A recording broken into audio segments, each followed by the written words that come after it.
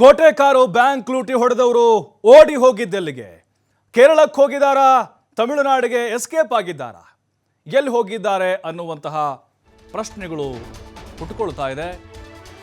ಕೋಟೆ ಕಾರು ಬ್ಯಾಂಕ್ನಲ್ಲಿ ಸುಮಾರು 10 ರಿಂದ 12 ಕೋಟಿ ಎಗರಿಸ್ಕೊಂಡು ಹೋಗಿದ್ದಾರೆ. ಆದರೆ ಅವರು ಎಲ್ಲಿಗೆ ಹೋಗಿದ್ದಾರೆ? ಕೇರಳದ ಕಡೆ ಹೋದ್ರ, ತಮಿಳುನಾಡಿಗೆ ಎಸ್ಕೇಪ್ ಆದ್ರ? ಎರಡೂ ಕಾರಿನಲ್ಲಿ ಕೇರಳ ಗಡಿಯಲ್ಲಿ ಹೋದವರು ತಲುಪಿದ ಹಾಗಾದ್ರೆ ಎಲ್ಲಿಗೆ?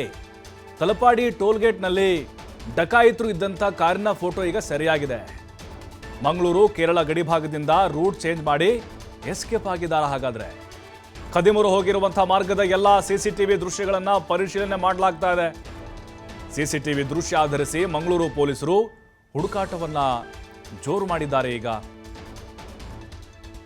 ಈಗ ಬಹುತೇಕವಾಗಿ ಅನುಮಾನಗಳಿರೋದು ಈ ತಲಪಾಡಿ ಟೋಲ್ ಅಂತ ಹೇಳಿದ್ರೆ ಕೇರಳಕ್ಕೆ ಬಹಳ ನಿಯರ್ ಆಗುತ್ತೆ. ಕೇರಳಕ್ಕೆ ಹೋಗಿರುವಂಥ ಅನುಮಾನಗಳಿದ್ದಾವೆ. ಮತ್ತು ಅಲ್ಲಿ ಮತ್ತೆ ರೂಟ್ ಚೇಂಜ್ ಮಾಡಿ ಅಲ್ಲಿ ಗಡಿ ಪ್ರದೇಶ ಮತ್ತು ಗಡಿ ಬಾರ್ಡ್ರು ಕೂಡ ಸಿಗುತ್ತೆ. ಅಲ್ಲಿ ಕೇರಳ ಗಡಿಯಿಂದ ಮತ್ತೆ ಅಲ್ಲಿ ತಮಿಳುನಾಡಿಗೆ ಹೋಗುವಂಥ ಮಾರ್ಗ ಬರುತ್ತೆ. ಅಲ್ಲಿ ಏನಾದರೂ ಹೋಗ್ಬಿಟ್ರಾ ಅಂಥೇಳಿ ಈ ಫೋಟೋ ನೋಡ್ತಾ ಇದ್ದೀವಿ ಕಾರಿನಿಂದ. ಇದು ಅದು ಎಲ್ಲ ಫೇಕ್ ನಂಬರ್ ಅನ್ನೋದು ಗೊತ್ತಾಗಿದೆ ನಮಗೆ. ಈಗ ಟೋಲ್ನಲ್ಲಿ ಸರಿಯಾಗಿರುವಂಥ ಒಂದು ಫೋಟೋ ಇದು. 2 ಕಾರ್ನಲ್ಲಿ ಕೇರಳದ ಗಡಿಯನ್ನು ತಲುಪಿದಂಥವರು ಮುಂದೆ ಎಲ್ಲಿಗೆ ಹೋಗಿದ್ದಾರೆ ಅನ್ನುವಂತಹ ಅನುಮಾನಗಳಿವು. ಮತ್ತಷ್ಟು ಮಾಹಿತಿ ಆದಿತ್ಯ ನೀಡ್ತಾರೆ. ಆದಿತ್ಯ, ಇಡೀ ರಾಜ್ಯವನ್ನೇ ಬೆಚ್ಚಿ ಬೀಳಿಸಿದಂತಹ ಪ್ರಕರಣ ಇದು. ಆದರೆ ಈಗ ದರೋಡೆಕೋರರು ಯಾವ ಕಡೆ ಹೋಗಿದ್ದಾರೆ ಅನ್ನುವಂಥ ಅನುಮಾನಗಳು ಹೆಚ್ಚಾಗ್ತಾ ಇದೆ. ಸಾಧ್ಯತೆಗಳೇನಿದೆ? ತಲಪಾಡಿ ಅಂತಂದರೆ ಸಹಜವಾಗಿ ಕೇರಳ ಹತ್ತಿರ ಆಗಿರೋದ್ರಿಂದ ಆ ಕಡೆ ಹೋಗಿರ್ಬೋದಾ? ಜಾಸ್ತಿ ಇದೆ. ಬಟ್ ಸದ್ಯಕ್ಕೆ ಪ್ರಾಥಮಿಕವಾಗಿ ಏನು ಗೊತ್ತಾಗ್ತಾ ಇದೆ?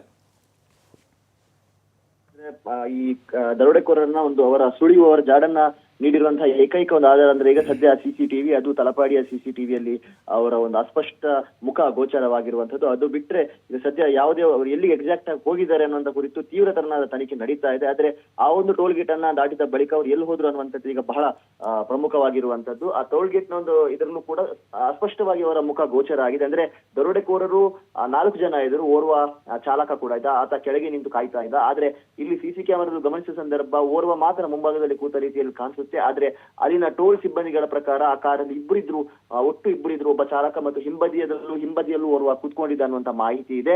ಹಾಗಾದ್ರೆ ಉಳಿದ ಮೂವರು ಎಲ್ಲಿ ಹೋದ್ರು ಅನ್ನುವಂಥದ್ದು ಈಗ ಬಹಳ ದೊಡ್ಡ ರಹಸ್ಯವಾಗ್ಬಿಟ್ಟಿದೆ.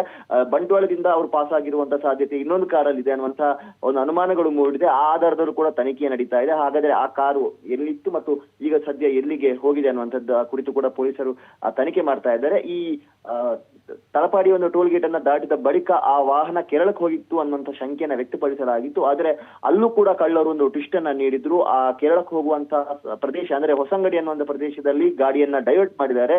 ಹಳ್ಳಿಗಾಡಿನ ಪ್ರದೇಶದ ಮೂಲಕ ಆ ವಾಹನ ಅಲ್ಲಿಂದ ಒಂದು ರೀತಿ ಮಾಯವಾದ ರೀತಿಯಲ್ಲಿ ಮಾಯ ಆಗಿದೆ. ಸೊ ಈಗ ಪೊಲೀಸ್ ಇದರ ಬಗ್ಗೆ ಮಾಹಿತಿಯನ್ನ ಕಲೆ ಹಾಕ್ತಾ ಇದ್ದಾರೆ.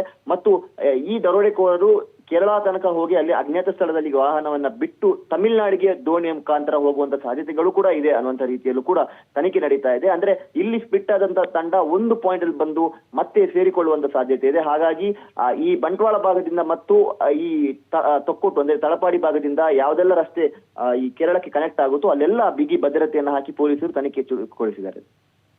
ಆದಿತ್ಯ, ಈಗ ಕಾರ್ ನಂಬರ್ ಕೂಡ ಅಲ್ಲಿ ಫೇಕ್ ಇದೆ.